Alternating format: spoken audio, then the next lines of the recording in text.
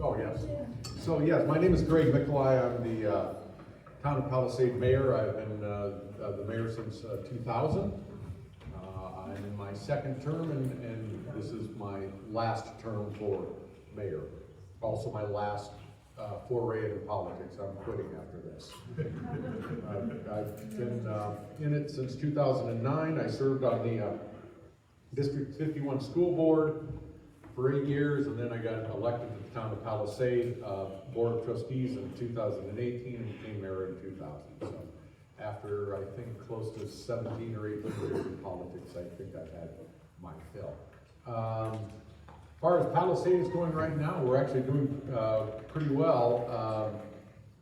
The big news, and I think you're kind of a fresh faces for me, because almost anybody I've ever talked to before said, you know, they've heard my litany on our sewer project, which has been going on for at least as long as I've been serving on the Town of Palisade Board of Trustees and as mayor. What ends up happening is just a little background. The CDPHE, the Colorado Department of Health, and now I forgot what the E stood for. What is that one again? The CDPHE. Health and Environment? Health, something like that. See, I always just remember the acronym. CDPHE, basically we use, you know, open air lagoons for our water treatment process for wastewater, and CDPHE is saying they will no longer permit that for the Town of Palisade here in 2027. So we have to, basically, we had a couple of choices. We could either try to build an enclosed water treatment facility, which would have cost us close to $35 or $40 million, or we go to Clifton Sanitation District, and so we're piping our wastewater to them. That's still gonna end up costing us close to $26 million. And so, yeah, I know, it's shocking. I'm with you. It's a lot of money for a town of 2,500 people and an annual budget of $8 million. That did sound kind of funny when I put it in those terms, didn't I? That, you know, we're basically, you know, 2,500 people, $8 million budget, and we're gonna have to spend $26 million on our wastewater. So, but the good news is we've got it, after all of these years of finally working on this, we've got our approvals from the USDA, which is where we're handling, you know, doing the money aspect in terms of grants and loans. We've got the approvals from that. We have our three contractors that are involved with the process of getting this line built from the Town of Palisade to Clifton Sanitation District. And we're hoping somewhere in the next couple of weeks we'll be able to do a groundbreaking ceremony, which will be just thrilling for me after all this time to finally have some shovels in the dirt and making some progress on this other than just talking about it endlessly.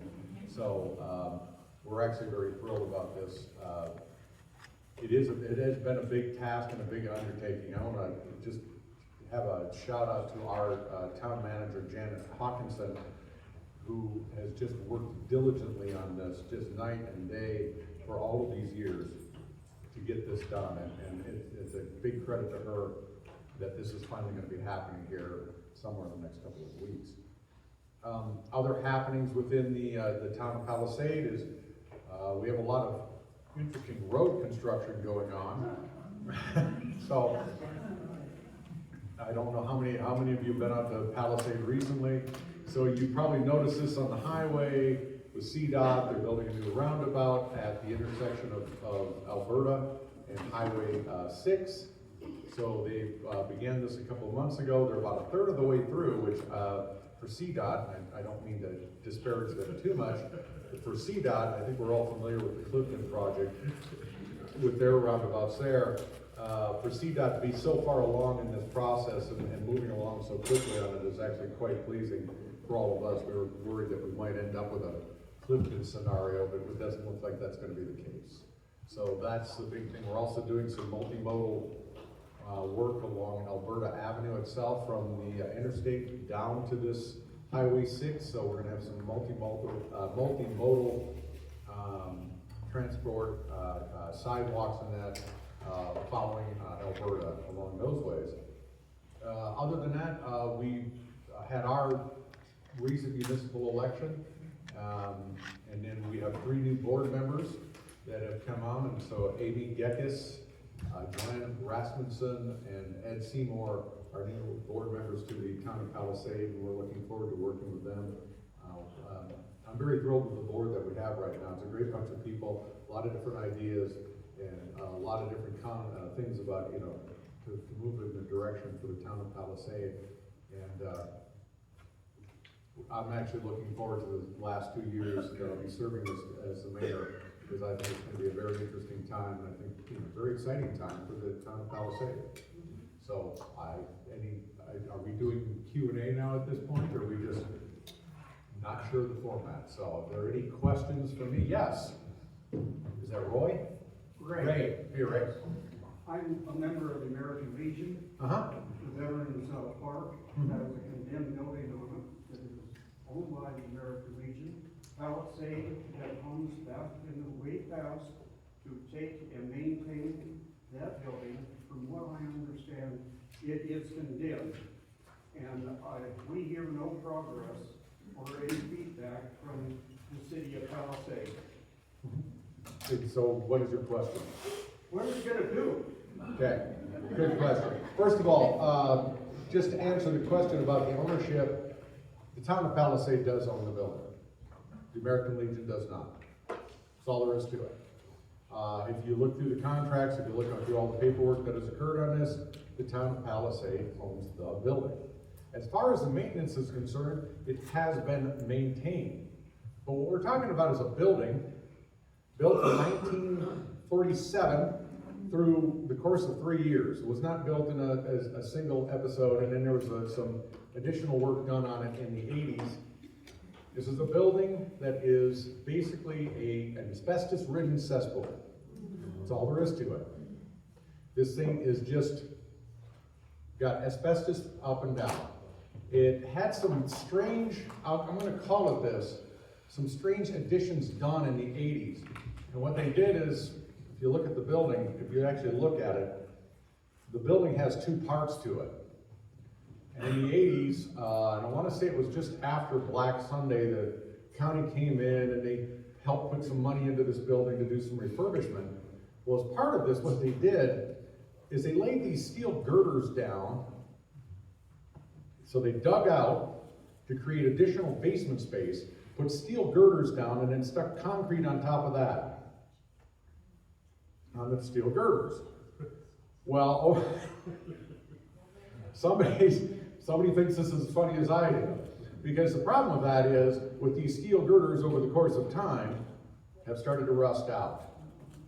And so the problem with this now is that we have part of this building that is extremely unsafe. And then that was part of the reason why it was getting condemned. We also, it's substandard as far as fire suppression. It also is substandard as far as handicap accessible. It's also, it's substandard on the heating and air conditioning. You're raising your hand. Do I need to stop? No. Okay. I just had a question when you're done. Okay, so we had to, so our fire chief, looking out for public safety, basically said, no, we have to close this building off. Now at this point, we're trying to figure out what we're gonna do with this building, because it would cost us $1 million to condemn it, or to demolish it. One of the things that we are looking at is they have these, they don't call them community centers anymore, they're calling them resilience centers? I'm trying to remember the exact name of it. Does anybody remember? It's something that through the Department of Local Affairs, DOLA, which is the state of Colorado, we are getting a grant to see about building one of these resilience centers, and it's the idea that in case of emergencies, the community can gather there. There would be, it also can act as a community center for people. And so we're trying to look at that as a possibility and where that would be located. So that's where we're at with that Veterans Memorial Building. I'm not sure if that answers all your questions, but that's what I'm trying to, I just wanted to know where you are, where you're going, and any prediction of resolved. Well, I think right where we're at is still trying to determine whether or not there's any possibility of remodel on that building, and financially, it's not a good idea. So our choices are to tear it down, demolish it, and then build somewhere new, or build on the spot where the building is now. Who owns the property? We do, the town of Palisade. Okay. So it's basically, it's gonna be up to our taxpayers to, you know, of the town of Palisade to come up with $1 million to demolish it. Okay? Who is first?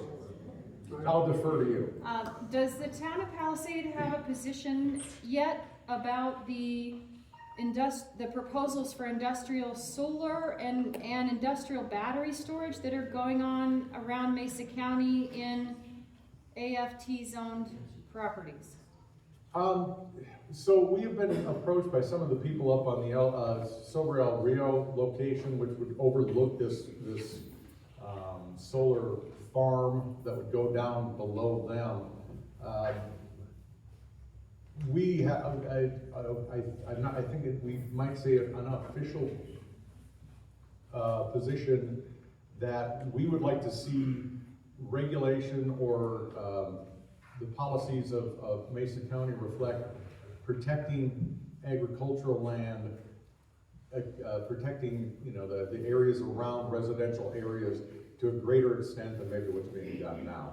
I won't say it's an official position because with the new board, we haven't necessarily voted on it in that manner. We have expressed though to Mesa County our concerns in letters, you know, talking about what they're doing with their land use policies, especially concerning large solar arrays like that. You have a question? I do, going back to the sewer line. Yeah. Has the town leadership considered opening up Palisade to additional development, residential development, to help offset the cost of running that sewer line? The issue that we have with, you know, in terms of any type of residential development within the town of Palisade is we actually have a much smaller footprint, I think, than people realize. It's like 1 square mile. People think that there are parts of the buffer zone between Clifton and Palisade are actually within our town limits. They're not. The Vinlands, people think the Vinlands and parts of East Orchard Mesa are part of the town of Palisade, and they're not. We have a very small footprint. Right now, we have about 3 empty properties, I'll call it, within our town limit. 2 of them are commercial business, or zoned commercial business. Only 1 of them is actually zoned medium density housing. And somebody is trying to look to see about maybe developing something within that. But right now, anything that we do as far as residential development almost has to do as infill within our existing zoned out properties where, you know, maybe a building is condemned, or a house is condemned or remodeled or torn down and something new is put in place. So there isn't really anything that's gonna help us offset the cost of this sewer line in that respect. You know, our way we're handling it is we're trying to deal with the cost of wastewater and trying to be respectful to the economic conditions of our citizens. Well, I was thinking more along the lines of amending the, is it the Palisade overlay, is that the correct term? It's the land in between Palisade and Clifton. Oh, the buffer zone? Yes, I think it's called the Palisade overlay. No, part of our agreement, and again, this had to do with the city of Grand Junction and Mesa County, in that IGA that is in place, it kind of establishes that buffer zone. You know, that's an agreement between those 3 entities. Fruita has it between Mesa County and the city of Grand Junction for that buffer zone between Fruita and Grand Junction. And as part of our amending that IGA to allow our sewer line to go through, we are basically prohibited from allowing any kind of developments to tap into our sewer line as it goes from Palisade to Clifton. So the only taps we're allowing on that sewer line, once it leaves Palisade's border, are those residents along that sewer line that have granted us easements to be able to dig and put the sewer line in on their properties. So we're allowing them taps on it, but any other type of large subdivision developments, is not allowed within our agreements within that IGA. Thank you. Yes? Well, I Googled. A community resilience center is a physical space designed to help local communities withstand disasters and climate-related. And their purpose is to provide shelter and resources during emergencies and offer year-round services to build community connections. I mean, it could be a multi-use place. It could be the basement of a building, you know what I mean? Well, yeah, and actually, and that's what we're looking into is building one of these community resilience centers. Thank you. And actually kind of multi-purposing it, not only as this resilience center, which we wouldn't be using all that often. We hope there's Many no, uses. again, and as a community center, meeting place, possibly even bringing in our administration and moving them from their current location and just having an all-encompassing complex campus as it were for a variety of reasons. So thank you for looking that up. I couldn't remember the name of it. I know what it does, just can't ever remember the name of it. Any other questions? Okay, I'm going to stop hogging this. Turn this over to either Cody or to Matt. Thank you very much, Greg. Sure appreciate it. Okay, thanks for the clarification. Okay, so thanks for the introduction. I think most of you I've spoken with one-on-one at one time or another, but my name is Cody Kennedy, and this is Mayor Pro Tem Laurel Lutz, and we're here just to give you a little bit of an update on what's going on in Grand Junction. It's a lot of good. There's a lot of good things happening.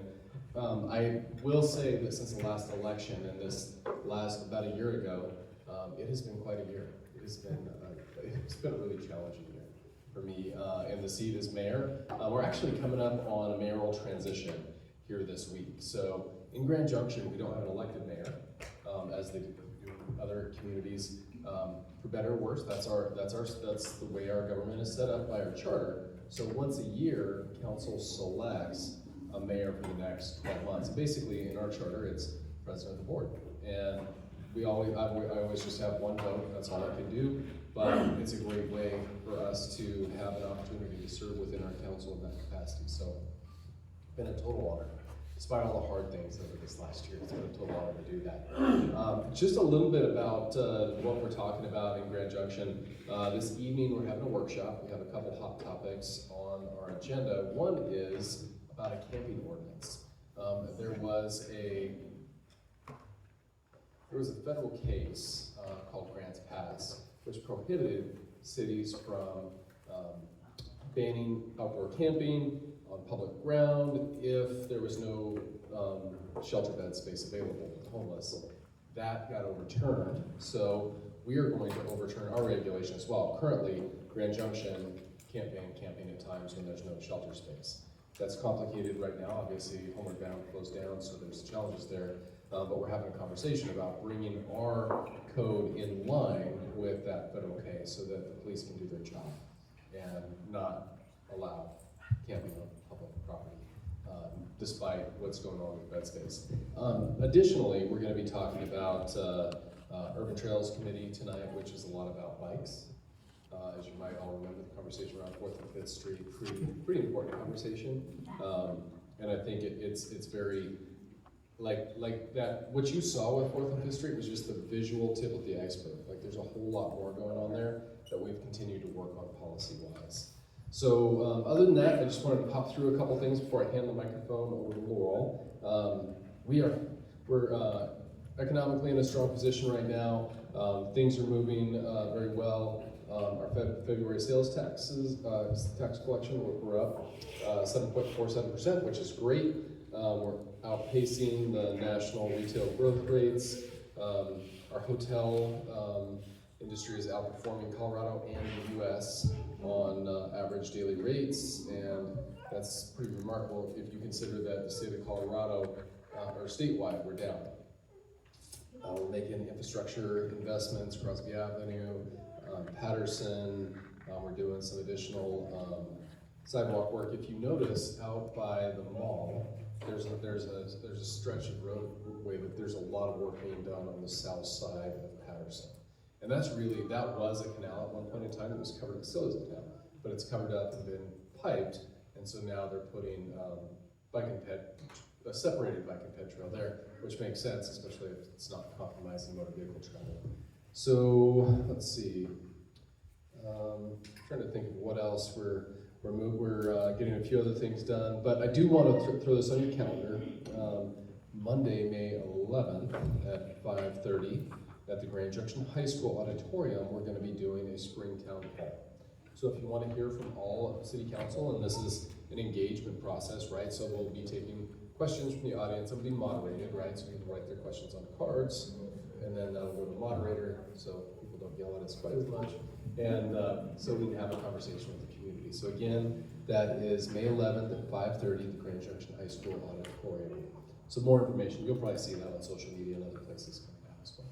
So, hand it over.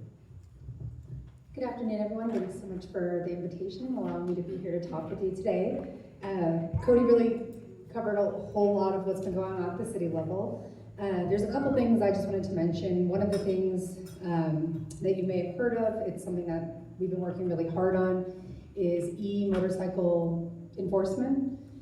We have, and I'm sure I'm seeing some heads nod, there has been a major issue in our community with underage, unlicensed children riding motorcycles throughout our community and on main roads. And so we're looking at enforcing what's already law. And there's a difference between an e-bike and these e-motorcycles that can go 50, 60, 70 miles per hour.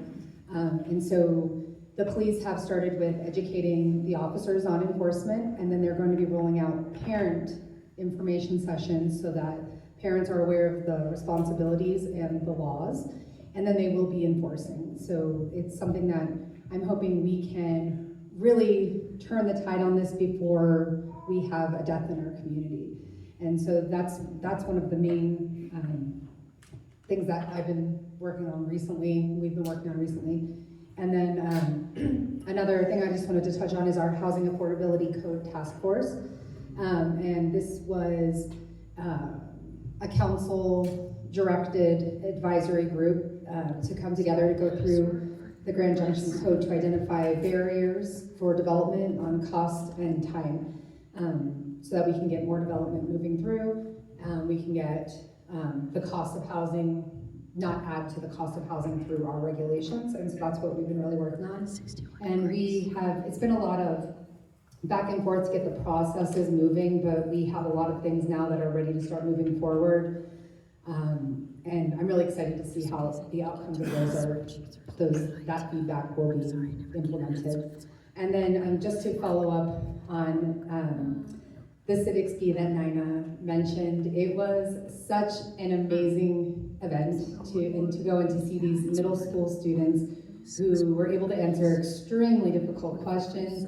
And they had all come up with an essay about a community problem and put together a solution that they would hope to implement and how they would implement it. And I was lucky to be included as a judge on that. And I look forward to seeing how that develops in the future. If you do see it come up next year, I highly recommend you go. It was a fantastic way to start a Saturday morning, just to have a little hope and excitement and see that there are young people in our community really interested in civics. So that was a really, really great experience. So yeah, that's all I have in addition to what Cody was saying. Are we taking questions? Yeah. Do you have time for that? Yes. What is the status of the rec center? That's a mayor question. All right, so it's a great and timely question. We're actually going to be, City Council is going to be doing a tour here this month of Thursday. Yeah, looking forward to that, and so we'll actually see where it's at. It's on schedule, it's on budget, it's on time. We're looking at an opening September. I think it's end of the year. We're calling it in the fall, but I've heard a September date, but I don't know. We haven't set that in stone yet as well. So, yeah. Yes. So a question about the e-bikes. So what, like the little dirt bikes? So I don't know if there's like an age that needs to be, like if they're riding on like subdivision streets, but what about like the main artery streets coming into subdivisions? Yeah, so There's an age limit, and is it just e-bikes, or what about like the maybe gas-powered, like little dirt bikes? it's all illegal. Off-road vehicles are not allowed to be ridden on streets unless they're licensed. The driver is licensed and the machinery has got registered and insured. So they have to be registered, insured, and licensed. To ride on a city Yes. street, period. Yes, And on the bike trails, bike paths. yes. Right, not Through- sidewalks. Yes, bike paths, bike trails. Most of those are non-motorized, so they shouldn't be on those trails, but we're working on that enforcement as well. I just want to say that I teach Tai Chi for the city in the Lincoln Park Farm, and we're going later to a meeting. They are so organized with this rec center. I mean, they're planning everything. We're gonna meet today and see who gets time for what classes. It's just remarkable. I mean, I'm so excited by this, and I don't know what's happening with the Lincoln Park Barn. I think it's been sold, I don't know, but that's not my area, whatever. But I'm going to the rec center. I think that's great to hear. So the plan with the Lincoln Park Barn is that it's being leased by CMU, and so it'll be maintained the exterior, but the inside purpose will be different. Needs it. A question about the rec center from the taxpayer concern side. When it was originally proposed, there was not enough funding to sustain it every year. And I know there was some things going on to try and figure that out, so it's not a constant drain on the taxpayers. Can you touch on that? Sure. I think possibly in part what you're referring to is the revenue that was anticipated coming from a marijuana tax, or marijuana sales. So at least that's a part of that equation. And while that tax passed, it's still there. Marijuana sales is down, for better or worse, right? Depending on your perspective on that. So that is a challenge, right? And as far as looking at it in its broader sense, that's a challenge as well, because when we have funds that are going towards infrastructure, and or when we have funds that are going towards support, right? Whether paying employees and ongoing maintenance costs, those can only come from a specific bucket, right? So we can only use the money from our Parks and Rec for that type of expenditure. We can't pull it from other places. There's times when gaps can be filled with general fund dollars, but there is going to be some challenges around that. We've talked about that. We don't have that down to exactly what and where it's going to be at, but yes, very aware. We've had conversations around that, and I feel like we have a pretty good grip on where that's going to be. But until it's open and we see what attendance is, because it needs to be able to carry its own weight. We're hoping that it's able to do that with the attendance that we have. Yes, sir.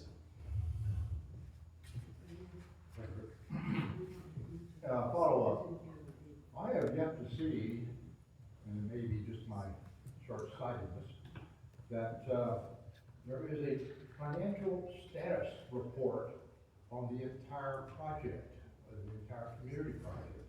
That is, initial cost, estimate, the actual fundraising, which is the bond, and then the source of funds for expansion beyond the existing initial pool and incentive into all the other benefits that were promised.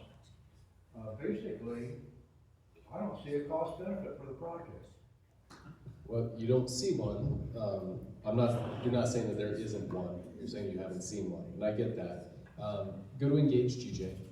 Look at Engage GJ. It's a website. So have you been on the Engage GJ I have site? seen the reports that were published by the city.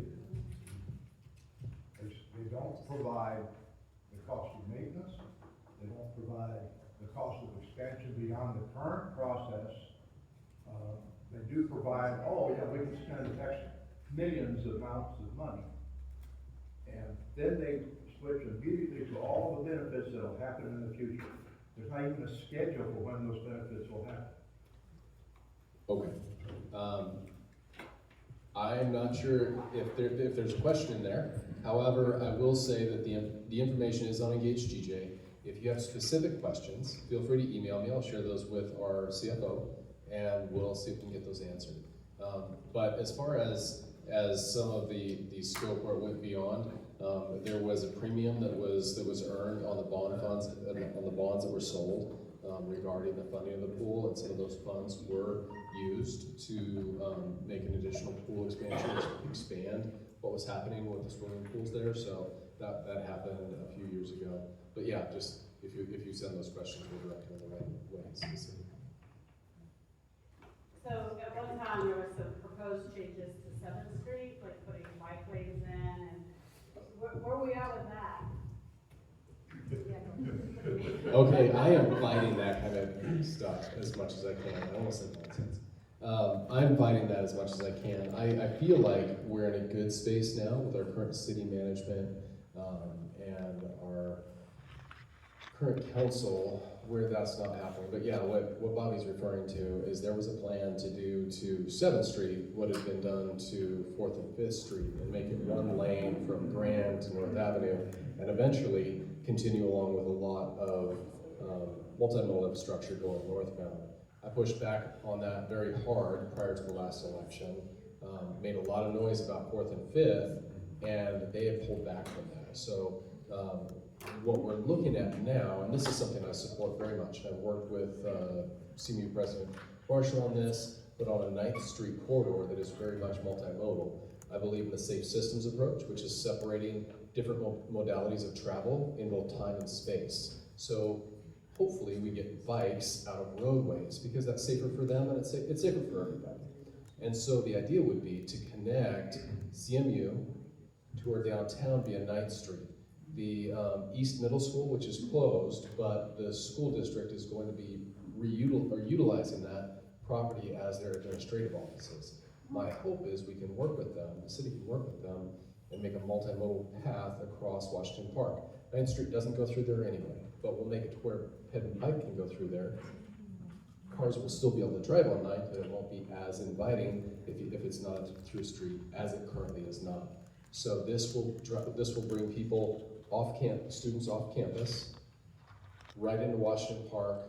Lincoln Park's right there, down to really Main Street and Grand, where they can hop over into that Main Street downtown area, engage with downtown. And if they stay on 9th Street, they go a little farther, they're at Emerson, and eventually we build that connection from CMU all the way down to the amphitheater, right, and the Riverfront Trail. So that to me is a smart multimodal investment. It gets those students off of the campus and engaging in our economy and the rest of Grand Junction, but it does it in a way that doesn't put them in danger and put them on 7th Street and try to choke 7th Street because people might want to make it inconvenient to get around in cars, right? So that's part of the politics of all of that. So, thanks for your question. Yes, sir. I have two questions. The first, several years ago, maybe 10 years ago, I was on the planning commission. At that time, we were waiting for the new firehouses to come on board. And at that time, emergency services was down timelines for fire services. Has that been approved? And are we needing new fire stations? And then my other question is, I think there was a staffing problem. Yes, I swear I didn't pay you. I didn't pay you on the way in here to ask that question, but I will say that was one of the things that launched me in the direction of serving on city council, was me bracing up against our former city manager, Greg Caton, about the fact that they built Fire Station 5 out in the Redlands near my home, and didn't put an ambulance in it, right? And I was serving on the board for my church at the Monument Presbyterian Church, and I had a friend have a stroke, and she died. It took 15 to 20 minutes to get the ambulance from downtown out there to pick her up and then transport her. And I'm not saying she might not have been saved anyway, but it's that kind of thing. Since that time, we have, as soon as I got on council, I started prioritizing and meeting with Caton on a monthly basis and saying, I want to know how many police officers, how many firefighters, how many are deployable, how many are on sick leave. I'm not gonna fall for the nonsense because I can speak the language, right, as a retired police officer. So we are in a much, much better spot with both police and fire. Even though we had a 15 to 16% decrease in our overall budget last year, we raised our first responder budget considerably. We're hiring firefighters, we're hiring police officers for the first time in over a decade and a half. We actually have our budgeted amount of police officers. That's substantial. That's a big change, and that kind of change comes when you vote. That's what happens when you vote. So that I think is important. The fire station, we're actually a little overbuilt on fire stations right now. Station 7, which is north of town, was a little beyond what we needed to. The building hasn't caught up with where we anticipated we'd be right now. So it's actually being staffed by a different type of response unit so that they can go out on some needs when we don't need to send the fire truck and the ambulance and a crew of 6, right? It's just like 2 paramedics can go on a call and check on somebody that might be having a respiratory problem. And that's where the major residential growth will occur, so. Absolutely. My second question is, I think there's been some resolution. Where are you at with considering changing the election, city election from April to November cycles with the county and saving money? Yeah, so that was on the last ballot and it was approved. So our current council is serving an extra 7 months and that will move us into that election cycle. So the next election that we have for council will be in November. So, yeah. So that will occur? Yes. And there's a plan for that? Yes. Cody, you don't want to keep running? So I do want to put this out there because there's been a lot of talk, like, what are you doing next? But I relate to the comment, like, it is very taxing on somebody to run. It's been exceedingly hard on my family, and you might be aware, I've received a lot of threats this year, and some of it is, kill you, burn your house down, beat you to death kind of stuff, and profane things about my wife. And I'm like, it's been exhausting, and really what my hope is to really work with our community to try to promote great people that are running for office. And that's something I bet that's something I'm hoping for as I look forward. So. We're getting a big book. Sorry. May I ask a question? I realize I'm down. Oh yeah. What is the future of the Orchard Mesa pool? That's a great question. So we don't have very much that we can update publicly at this time because we've had executive session. The conversation is really where we've had. We are looking into potential options at this time. So we don't know yet. We don't have an answer, but we are working on it very hard. I'm just concerned about all the children who live in that area. So are we. Whether the city, if the pool isn't going to be established, will there be We are considering all of those things, and those are all concerns for us as well. So we don't have any answers yet. Thank you very much. So thank you very much. And I know I'm supposed to give updates, and I was told the good, the bad, and the ugly. So it'll be a little bit of everything. But probably the update that some of you want to hear, which happened from last night. We had a shelter in place. So I just got a text a few minutes ago. A few more details. Suspect was arrested at his home around 10 o'clock this morning. He'll be booked into the county jail, and his identity will be released from charges, and a mugshot is available. Initial incident was that he fired 6 shots at his daughter while she was in the vehicle trying to take away his firearm. He will be charged with attempted homicide and other charges. Suspect shared that he was inebriated and does not remember the incident, and no injuries have been reported. all the neighbors remember? Yeah. So that's the latest update. It's good that nobody was hurt. So once again, thank you. I kind of broke notes into a couple different sections. I'll start off with housing since that seems to be the hot topic. In 2019, I'm going to go back, we did updated our comprehensive plan. So we had 4,000 individuals within the community take part of this plan, and we learned a lot from all that feedback. One of which is housing costs, not surprisingly, was a concern, but wanted to see a greater variety of housing options in the city. So if you live in Fruita, I know you're out in Fruita, I don't know if anybody else is in Fruita, it feels like we're growing at an unbelievable rate, but we are actually only growing about 1.75 to 2% annual. It just all is happening along 19 Road. So if we want to talk about some of the ugly, the Fruita median home price is $193,000 higher than the national average. Yes, and that's the challenge which we're facing. So as a community, we're facing, we want more affordable housing, but yet we want to maintain our small town feel. And that's the balance which we're trying to walk. But as part of that comprehensive plan that we did in 2019, in 2020, we updated our land use codes. And, Fruita, we tried to do things a little different. And one of the things we did when we updated our land use codes is we changed them so we didn't put in what we don't want. We put in, here's what we would like, which is good and sometimes a little bad. Nothing's ever perfect. It made it a lot easier to follow.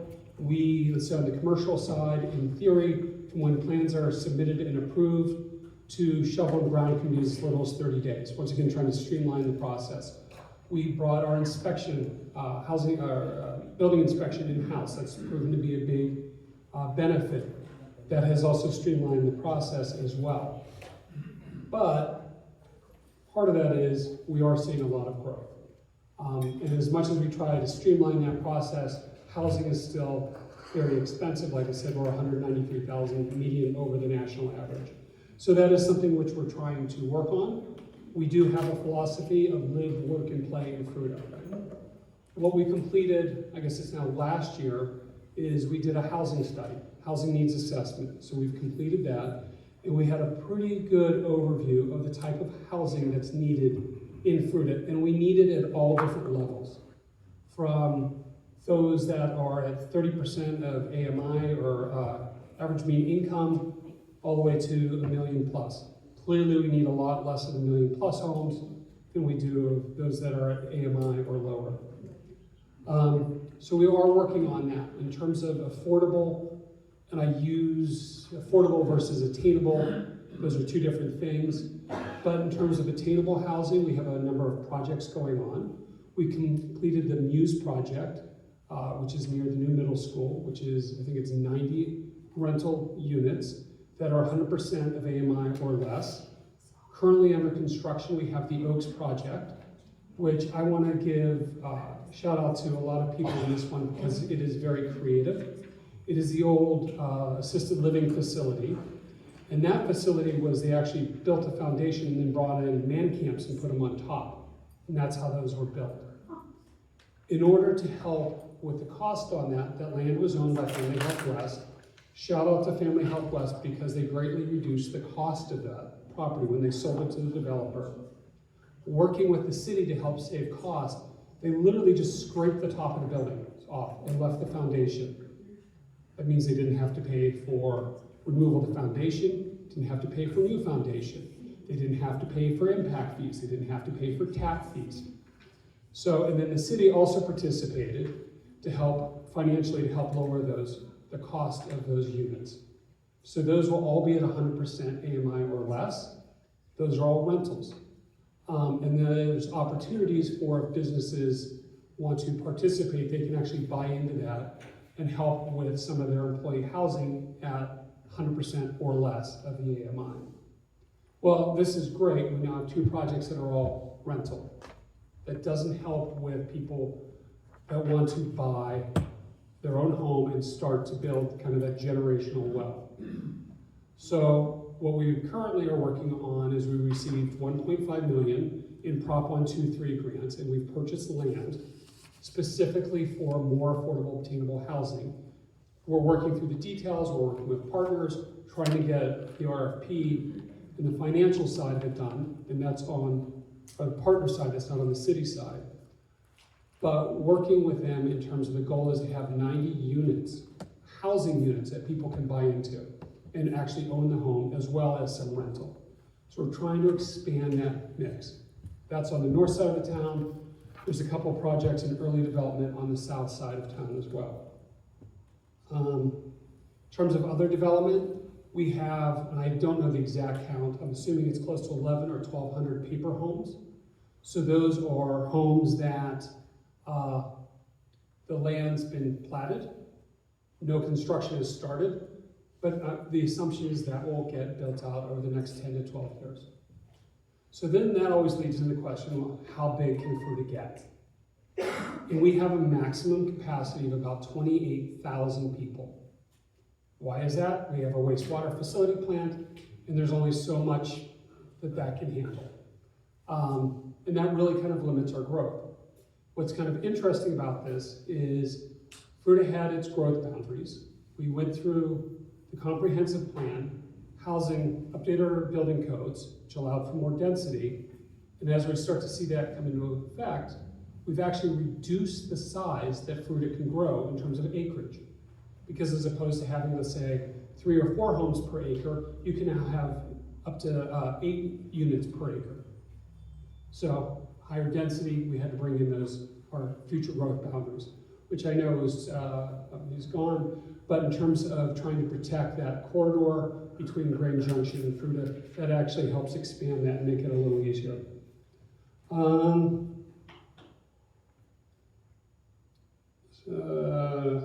I do want to touch a little bit on, since we're talking about the good and the bad and the ugly, there is some friction on the urban growth boundaries and where that's at. And there's some friction with the county, and I understand where the county is coming from. And this is what I refer to as wicked problems, which is there's not necessarily a right or a wrong answer to some of the challenges, but it's competing values.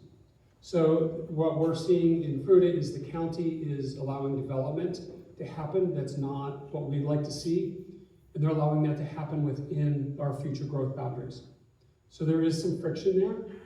And what's a little odd is I think Palisade has a much cleaner buffer zone than Fruita does. Because we have Fruita County, buffer zone county.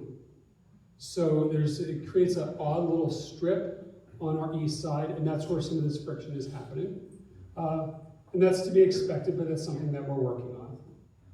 In terms of budget, we're doing okay. Our numbers are also up, but we tend to budget very, very conservatively. We budgeted flat for this year. We have expenses of about 28 million and revenue anticipated about 27 million. Yes, there's a $1 million swing, and that's because we've saved up some money because we knew that we had certain capital projects coming up, so we were able to save.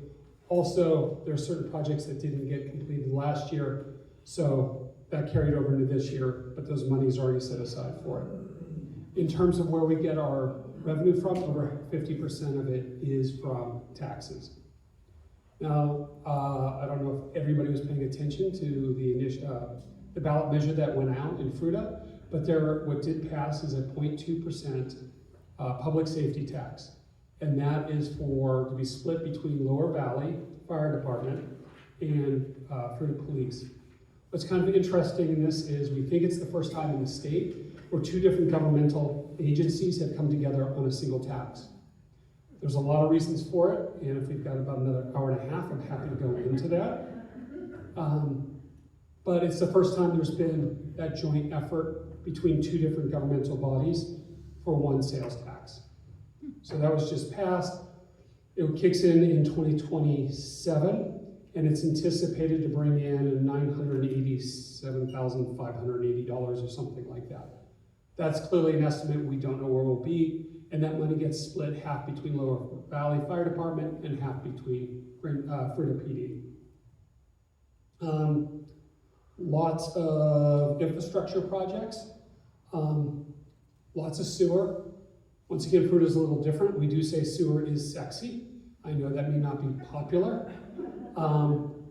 When we do the Fruita Academy, the wastewater treatment plant is always the most popular place to go.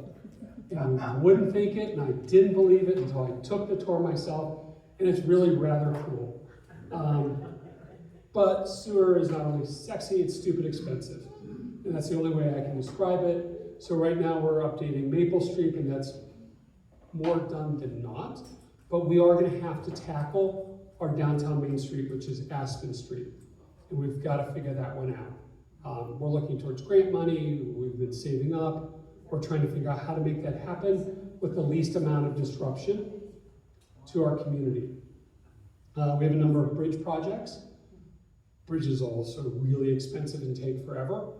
We do have some money from the federal government to help with Maple Street Bridge in terms of widening that and to make it more safe.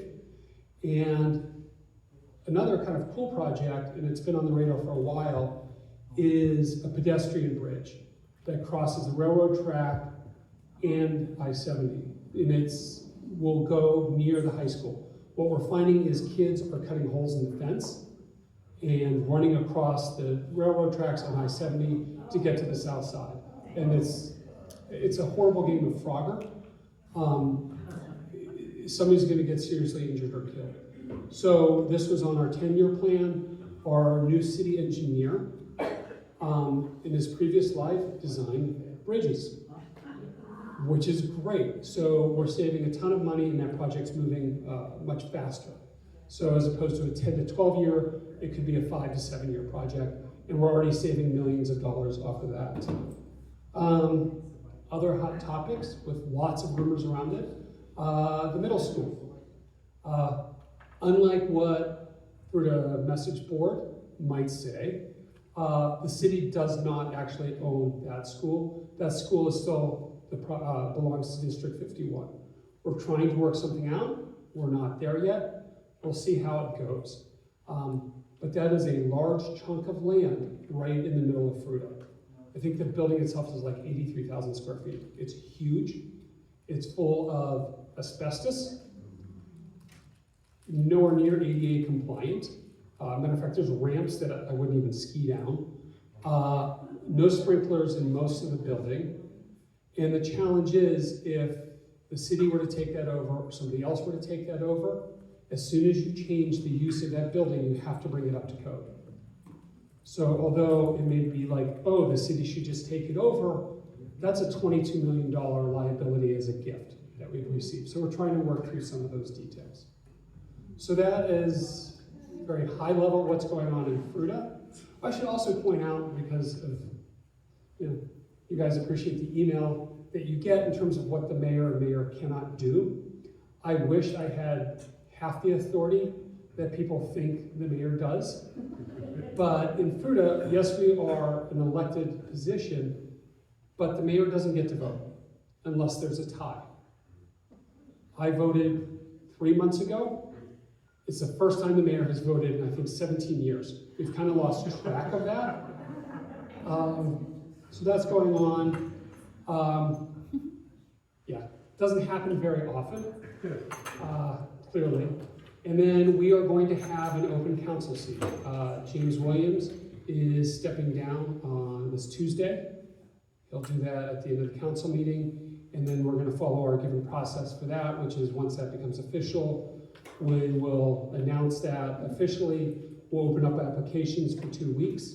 If that happens, we'll look at the applicants in public meeting. We'll make a decision on who we want to interview in that public meeting. We'll do the interviews, and then another public meeting, we'll come back, have that discussion, and make that selection.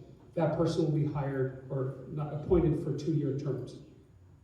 Next election in Fruita, which is in April, and I will, because there was a question about our election, about election dates, is going to be really confusing because it'll be, mayor will be up for election, 2 city council members will be up for election for 4-year terms. I'm sorry, 3 will be up for 4-year terms. 1 person will be voted for a 2-year term.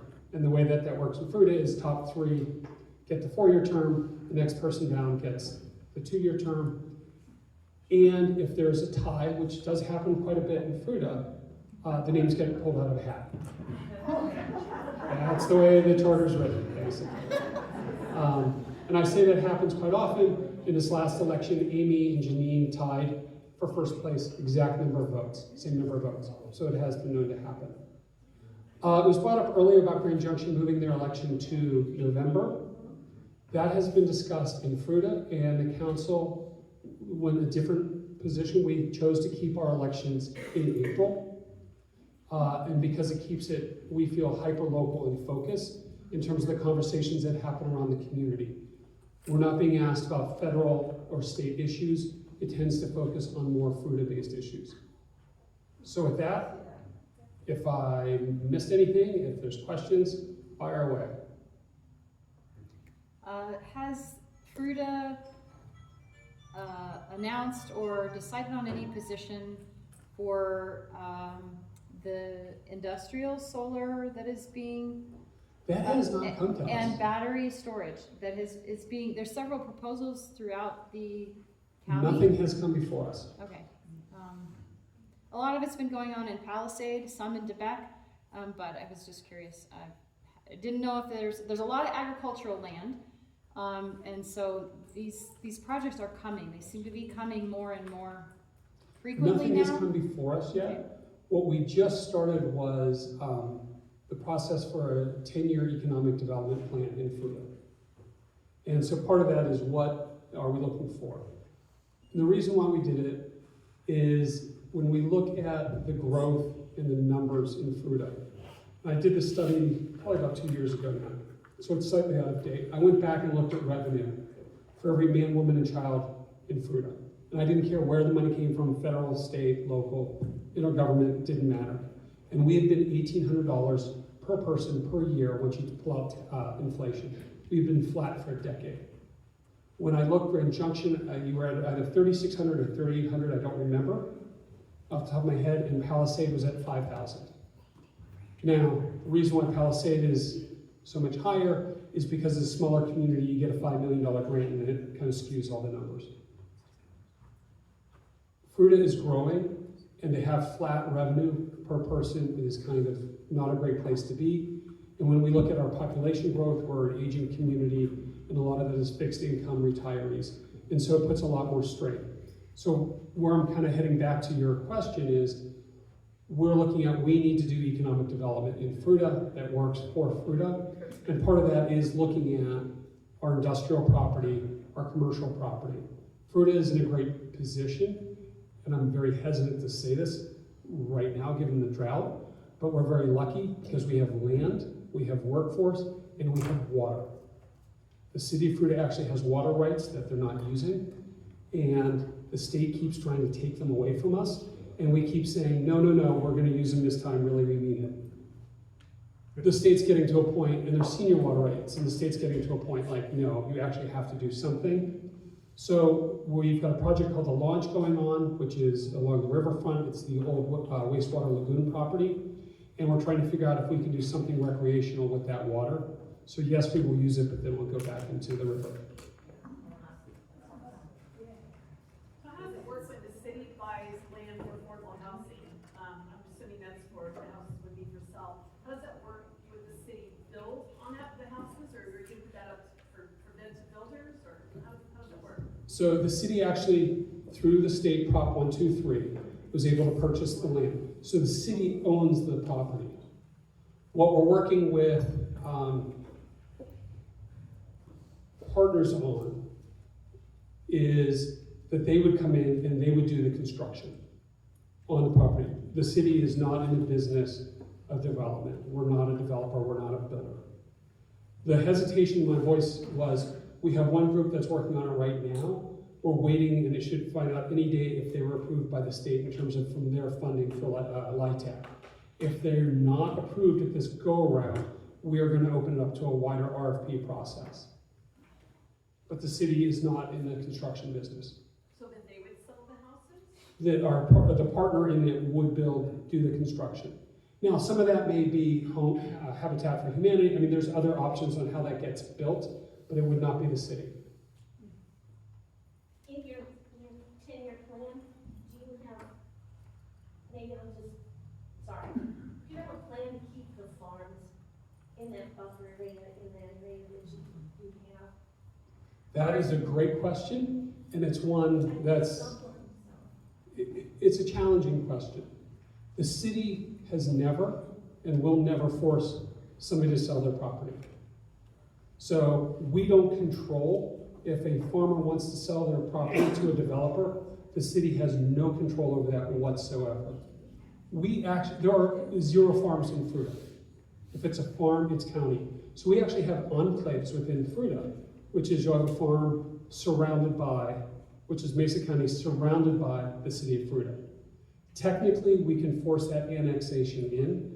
The city has never done that because it would come at a cost to the farmer because they'd have to tap into our sewer. There's fees and costs that come along with it. The city has never done that before. But we cannot control. We respect people's private property rights, and a farmer or a landowner can sell to whomever they want. Now, if they sell it to somebody that wants to develop it, they have to follow the rules, the regulations. It has to get annexed into the city. There's all those processes, but we cannot control who a farmer or landowner sells to. The affordable housing project that Fruita is in the middle of, are any of these parcels deed restricted, or will the people who come in and buy these pieces of property? There will be deed restrictions on them. So you're talking about the ones that are for purchase? Yeah, so that people can build their wealth. If they're Yes. deed restricted, then they don't own it 100%. You should not see, they're restricted in terms of right now that there would be no, you can't buy one and use it as a short-term rental. Okay, that's the So only there are restriction. restrictions on that. The details of how it's going to happen, if there'll be a down payment assistance program, what that would look like, there may or may not be. It's too early to tell. So I don't, if that happens, there's the potential for some restrictions in that. But the ultimate goal of the city is with whomever we partner is to allow for that building of generational wealth. That's it? Oh, no. First of all, great job. Thank you, sir. And I do mean that with all sincerity. I think we're just doing a great job on all fronts. But I know about, and we talked about the improvement project downtown with that Josephine's area where that powder coating shop got taken over, which is fantastic. Any other projects in that downtown corridor area? So we have a challenge. We have like the shortest downtown of any city. It's 2 blocks. As we look at our challenges, we have, there's no disrespect to these businesses, and I don't mean it that way, but we have like an Edward Jones, we have a chiropractor, we have businesses downtown which are great, but nobody scrolls it downtown and go, oh look, there's an Edward Jones. It's just something that people don't do. They want to see commercial retail. We've got a couple of them, which is good. We've got a great Italian restaurant now, we've got a gelato shop, and a bakery that is so bad for your waistline, it's awesome. But we do have a challenge of we don't have commercial space. And as we look at our 10-year economic development plan, that is part of it. We have a middle school, which we may or may not take over. We have our civic center downtown, which is very old, very expensive to maintain. Do we do something with that? There's all this stuff that we have to get our arms wrapped around. So part of this 10-year economic plan is a 10-year financial outlook plan to help figure out how we can encourage more businesses to come downtown, more retail to come downtown, and then expand our downtown north and south. That's really the only way that we can grow. And so we are looking at properties. And yes, we know we need a new grocery store. And we're trying to, once again, be creative in how we can encourage that. But that's not up to us, that's up to Kroger chain. When I got elected the first time, I was told 2 things. Get a bigger city market and keep Mike Bennett. I failed on both. The great news is Mike went to Grand Junction. And I'm very excited about that because I know the type of job he did in Fruita and how he has set Fruita up for success. And I know that will translate over into Grand Junction. And then I get to rip them and say, yeah, you got Mike, but we got Shannon. So it's a win-win.